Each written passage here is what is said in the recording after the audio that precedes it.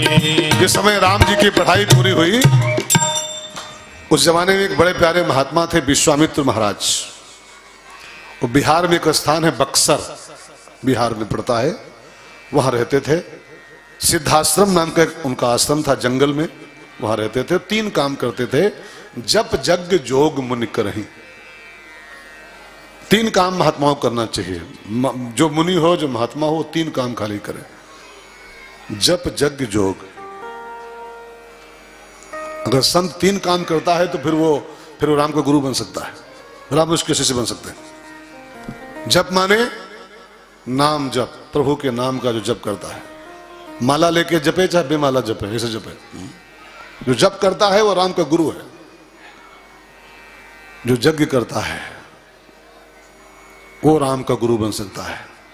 और जो जोग माने कपाल भाती अनुलोम विलोम नहीं, जोग माने यम नियम आसन प्राणायाम प्रत्याहार ध्यान धारणा समाधि, अथवा योग माने होता है समत्वम योग उच्चते, गीता के अनुसार। कपाल भाती योग नहीं है, गीता के अनुसार समत्वम योग उच्चते। और जो समता में स्थित है, समत्वम माने समत्व, सुख दुखे समय कृत्वा लाभा लाभ हो जया जयो। जो सुख में दुख में, लाभ में हानि में, जय में पराजय में, कोई मान करे अपमान करे, दोनों में सम रहता है, वो योगी है। वो गीता के अनुसार यही योग कहलाता है, समत्व योग है। ठीक है ना। तो जप करता है जो, यज्ञ करता है जो, और सम रहता है जो, योग करता है, वो विश्वामित्र है। और ऐसे व्यक्ति के शिष्य राम जी बन सकते हैं डायरेक्ट। तो विश्वामित्र महाराज जप यज्ञ योग करते थे बक्सर में रह के। उस समय रावण का आतंक था, और रावण ने अपने सैनिकों से कह रखा था कि जहां कहीं यज्ञ हवन योग वगैरह होता मिल जाए, जाके सब विध्वंस कर दो। तो बिहार में रावण की एक चौकी थी, माने रावण यहां तक फैल चुका था, रावण का आतंक यहां तक फैला हुआ था। बनारस के पास पड़ता है ना वो गाजीपुर, वहां तक बिहार तक लगभग रावण की चौकियां थी। इधर दशरथ जी थे, इधर बिहार के बनारस के इधर अयोध्या में, लेकिन बिहार तक रावण का आतंक आ गया था। दक्षिण तो पूरा दक्षिण भारत रावण के उसमें चंगुल में आ गया था, पूरा दक्षिण भारत, नासिक वासिक सब उसके अंडर में था। तो यहां की जो चौकी उसकी थी बिहार में, वो उसकी इंचार्ज थी ताड़का। और ताड़का के 2 बेटे थे, मारी सुबाहु। वो दोनों बेटे उसके सिपाही थे, और ताड़का उसकी इंचार्ज थी चौकी की, बिहार वाली चौकी की। और रावण क्या गया थी, कहीं इधर जंगल में कोई यज्ञ हवन पूजा पाठ न होने पाए, तुरंत विध्वंस करो। अब विश्वामित्र जी ज्यों हवन शुरू करें, अग्नि मंथन करें, और ज्यों धुआं निकले हवन का, बस ताड़का भागी चली आए, दोनों लड़के लेके अपने, और निशाचर धावे और करें उपद्रव, मुनि दुख पावे। जो यज्ञ शुरू हो उपद्रव कर दें सब आके, यहाँ पर यज्ञ विध्वंस कर जाएं सब। फिर यज्ञ शुरू हो, फिर वही उपद्रव, फिर यज्ञ शुरू हो, फिर वही उपद्रव।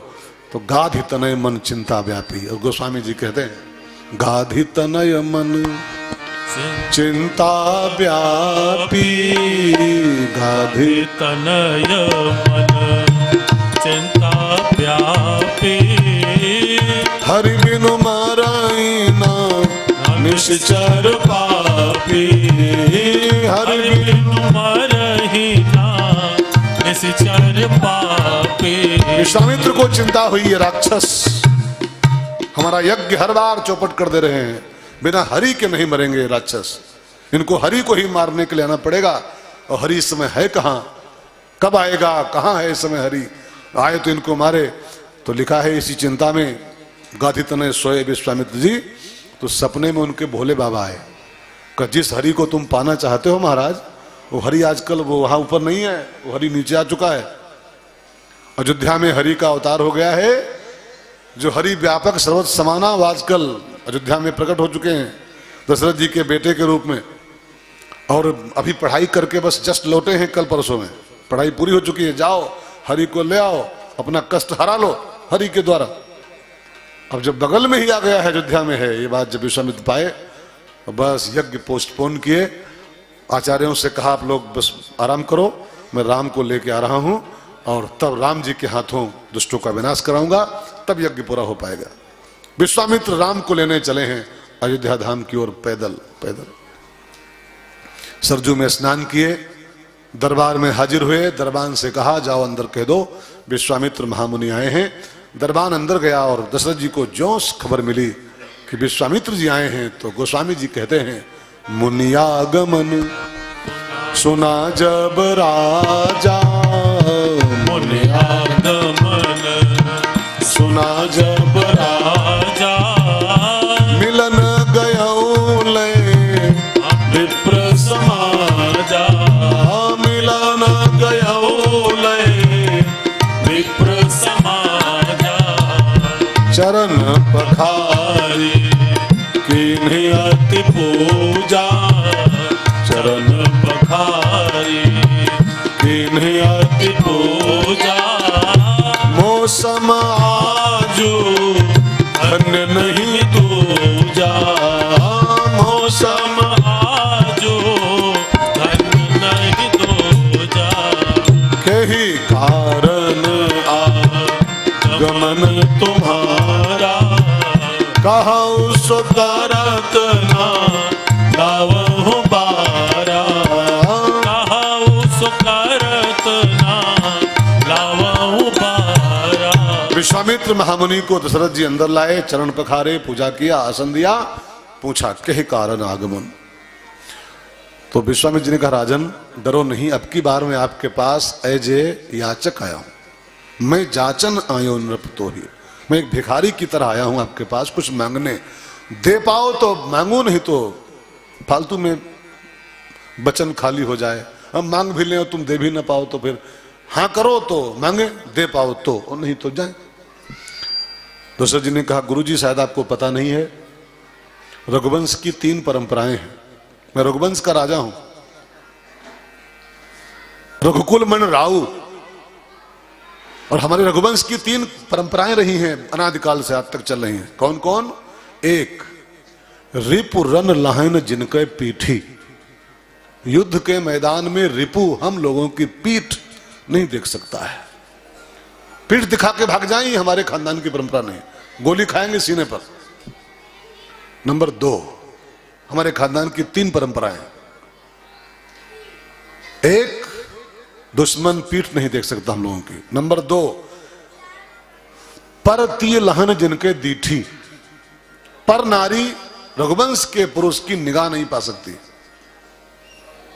पर नारी पर निगाह डाल दे रघुवंश का आदमी संभव नहीं, अपनी पत्नी को देखे भले लेकिन पर नारी को देखता नहीं, पर तीय लहन जिनके दीठी।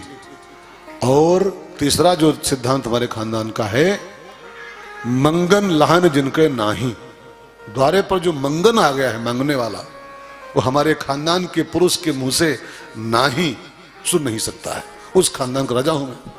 और आप कहते हो हाँ करो तो मांगे, वचन न खा लीजिए तो मांगे, अरे आप आज्ञा तो करो, कहाओ सो करत न लावो बारा, आप बस मुंह से निकालो क्या चाहिए, देर नहीं करूंगा पूरा करने में। बहनों, जो जगह खाली पाती जाओ आगे बढ़ती आओ।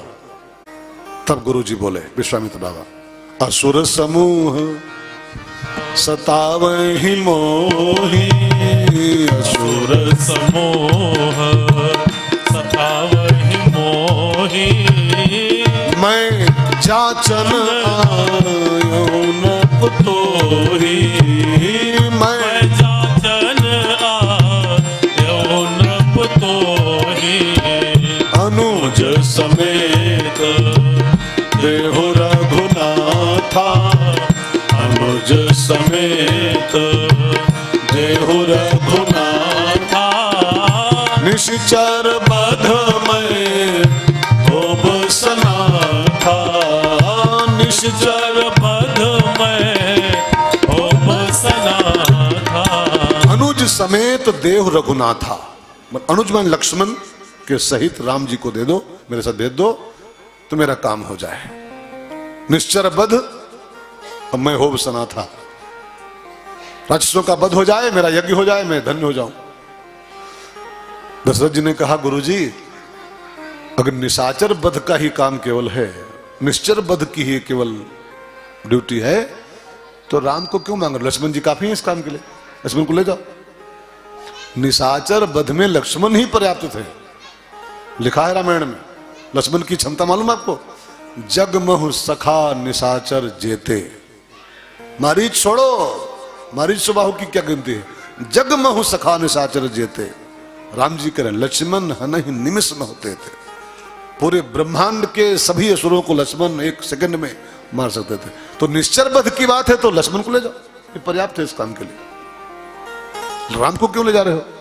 कहा नहीं राजन, मेरे दो काम हैं, निश्चर वध एक, और मैं होब सनाथा, मैं सनाथ होना चाहता हूं। राम के बिना मैं अनाथ हूं। राम नहीं तो क्या है? एक तू ना मिला, सारी दुनिया मिली भी तो क्या है?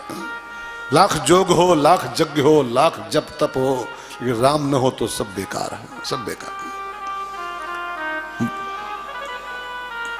सोहन राम प्रेम बिनु ज्ञानू, रामायण में लिखा है, अगर आपको 4 वेद का ज्ञान हो गया हो, 6 शास्त्र के आप पंडित हो गए हो, लेकिन अगर राम नहीं जीवन में, सब बेकार है, सब बेकार।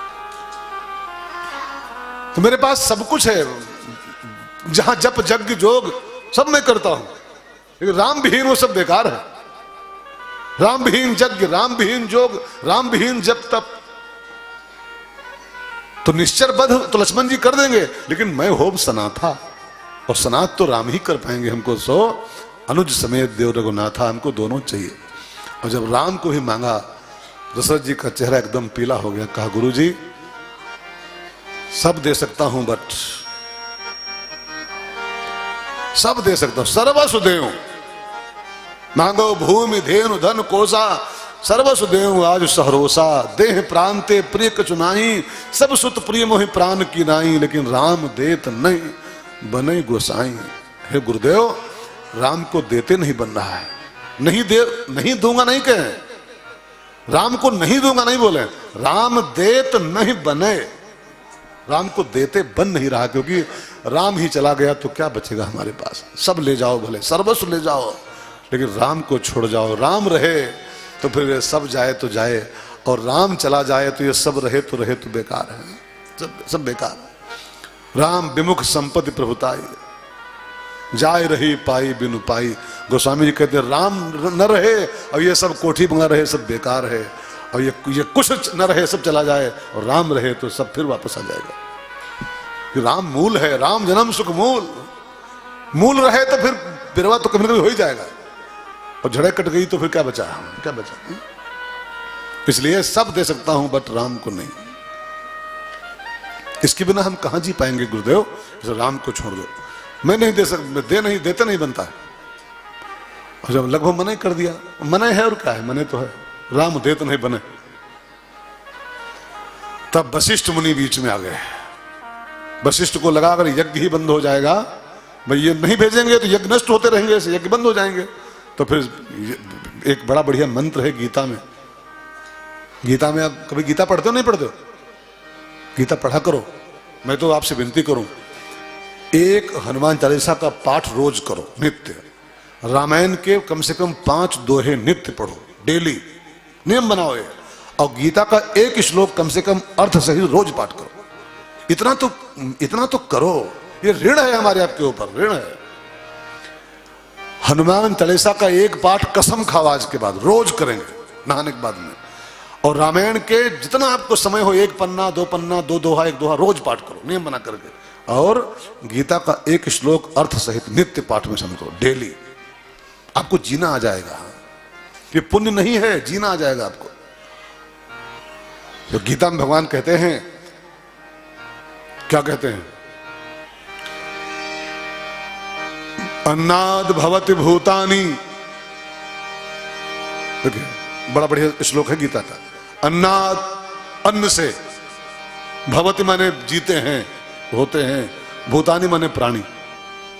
अन्न नहीं होगा तो ये प्राणी जी नहीं पाएंगे। अन्नाद भवति, ध्यान देकर सुनेगा। और अन्न कहां से होता है? तो पर्जन्याद अन्न संभवा, वर्षा से अन्न होता है। अन्न से प्राणी होते हैं, वर्षा से अन्न होता है। और वर्षा तो कहां से होती है? यज्ञात भवति पर्जन्यः, यज्ञ से वर्षा होती है। इसलिए यज्ञः कर्म समुद्भवः, इंसान के जीवन का मूल आधार यज्ञ है। यज्ञ नहीं होगा तो पानी नहीं गिरेगा, और पानी नहीं तो लाख धान गेहूं बो, कुछ पैदा नहीं होगा खेत में। भूखे मर जाओगे, बच्चे मर जाएंगे आपके से भूखे। इसलिए सब प्राणियों का मूल यज्ञ है। और यज्ञ बंद हो जाएगा, यज्ञ विध्वंस हो जाएगा, तो फिर संसार कैसे जी पाएगा?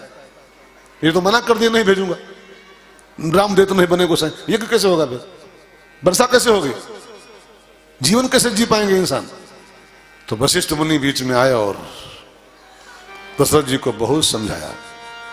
तब वशिष्ठ बहुविधि समझावा, तब वशिष्ठ बहुविधि समझावा, नृप संदेह नाश कहूं पावा, नृप संदेह नाश कहूं पावा। वशिष्ठ मुनि ने बहुविध समझावा। बहुविध माने कई तरीके से, कई तरीके से। अब क्या क्या तरीका अपनाए होंगे वो वही जाने, फिलहाल मैं भी बुद्धि लगाऊं थोड़ी सी, आप सुनो। पहला तरीका ये अपनाया होगा कि राजन तुमको यज्ञ ने 4 बेटे दिए हैं, तुम्हारे बच्चे को थे, दशरथ जी के बच्चे को रहे, यज्ञ किए तो इनको 4 मिले यज्ञ से, तुमको यज्ञ ने 4 दिए हैं और आज यज्ञ पर खतरा आ गया है, तुम 2 नहीं दे पा रहे हो यज्ञ को, तुमको यज्ञ ने 4 बच्चे दिए हैं और यज्ञ रक्षा का सवाल है, 2 भेजो, यज्ञ भगवान का कर्जा है तुम्हारे ऊपर। और जिस माता पिता की संतान समाज की किसी समस्या में काम ना पाए, उन माता पिता का माता पिता बनना बेकार हो गया। और इस बात को नोट करो आप भी, जिस माता पिता के बच्चे राष्ट्र की, समाज की, देश की, धर्म की, सत्य की किसी भी प्रॉब्लम में काम ना आ सके, तो उनका माता पिता बनना व्यर्थ हो गया, व्यर्थ हो गया। खाली दुकान करने वाले बच्चे, खाली रुपया कमाने वाले बच्चे पैदा किए तो क्या किए, समाज समस्या में घिरा रहे, हमारी संतान समस्या में काम ना आए तो हमारा बाप बनना बेकार हो गया। सो भाई बहनों, आज यज्ञ पे खतरा है, तुम मना कर रहे हो, भेजो, तुमको यज्ञ ने 4 दिए हैं और आज यज्ञ के नाम पर 2 देना है, तुमको मना कर रहे हो। और जानते हो राजन, मैंने राम की जन्म कुंडली आज ही सवेरे पढ़ी है, जन्म कुंडली राम की। राम की कुंडली में बिल्कुल साफ साफ लिखा हुआ है कि राम जी की शादी इसी साल 18 में ही लगने हो चाहे ना हो, राम जी की शादी इसी साल एक सुंदर कन्या से होनी है। तो मुझे तो लगता है कि ये बाबा जो आए हैं ना, महात्मा जी, यज्ञ तो खाली बहाना है, ये राम की बहू के लिए आए हैं। ये ले जाएंगे सिंगल राम और लाएंगे बहू के साथ राम को। बहू पाना है तो भेजो। अब देखो यहां पर एक चौपाई में एक राज भी छिपा हुआ, तब वशिष्ठ बहुविधि, बहुविधि में क्या होता है, बहुविधि, बहु पाने की विधि, कि जाएंगे लेके, यज्ञ खाली बहाना है, जनकपुर लेके जाएंगे, धनुष यज्ञ होगा और धनुष तोड़ेंगे राम जी आपके और बहू लेके आएंगे आपकी। तब वशिष्ठ बहु विधि समझावा, पूरी बहू पाने की विधि बता दिया कि राम जी विद बहू आएंगे, बहू पाना है तो भेजो। अब जब गुरुदेव ने कहा भेजो मंगल होगा, मैं कह रहा हूं भेजो, तो पहले के शिष्य जो होते थे ना, वो गुरु के आदेश को फिर काटते नहीं थे। गुरुदेव ने कह दिया भेजो, मैं कह रहा हूं। दशरथ जी ने अपने दोनों बच्चे बुलाए हैं, राम लक्ष्मण, और विश्वामित्र जी के साथ दोनों बच्चे भेज दिए हैं। विश्वामित्र जी आगे आगे, राम लक्ष्मण पीछे पीछे, पैदल यात्रा है, जानकी जी को पाने के लिए राम जी निकले हैं। ये यज्ञ तो खाली बहाना है मित्रों। जो यात्रा शुरू हुई है, ये इस यात्रा का मूल मंजिल क्या है, इसका मूल लक्ष्य क्या है? हाँ, इसका मूल लक्ष्य यज्ञों के बीच के खाली वो हाल्ट हैं, हाल्ट हैं। ये सब हाल्ट वाल्ट बीच में पड़ेंगे। मुख्य स्टेशन इसका दिल्ली है, लखनऊ से गाड़ी छूटा है दिल्ली के लिए, दिल्ली एक्सप्रेस में, एक्सप्रेस दिल्ली मेल, हाँ?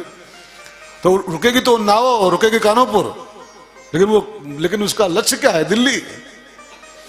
ऐसे राम की जो यात्रा यहां से शुरू हुई है, इस यात्रा का लक्ष्य सीता, वो यज्ञ हो, अहिल्या ऐसा बीच के पड़ाव हैं, काले स्टेशन मात्र है, लक्ष्य सीता है। और सीता माने जानते हो क्या होता है? सीता का अर्थ क्या है? भक्ति।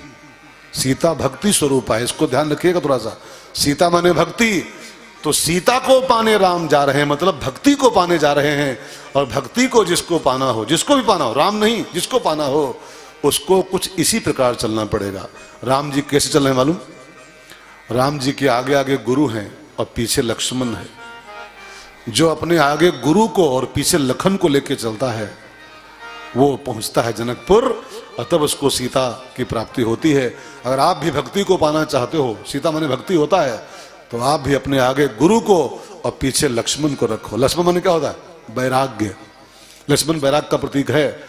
जिस आदमी के जीवन की यात्रा में आगे आगे गुरु है उसका और पीछे वैराग्य है, और इस तरीके से आप जीवन की यात्रा करोगे, जब आगे गुरु और पीछे वैराग्य, तो वो फिर आपको दोनों लेके पहुंचेंगे विदेह नगर, जहां आप देह से मुक्त हो जाओगे, विदेह नगर, और तब आपको सीता माला पहनाएगी।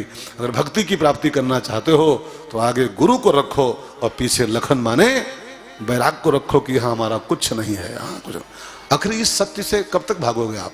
ये सत्य है कि आप कहें कुछ है, कुछ है आप कहें। तुलसी ने गाया था, अंतहु तो ही तजेंगे पामर, तू न तजे अबहित। ये सब तुझको छोड़ने वाले हैं, तुझको भी छोड़ दे सब कुछ। लक्ष्मण को पीछे रखना माने चलो जरूर, गुरु को आगे रखो, और लक्ष्मण को पीछे माने वैराग को पीछे रखो कि मेरा यहाँ ये गलियां, ये चौबारा, यहां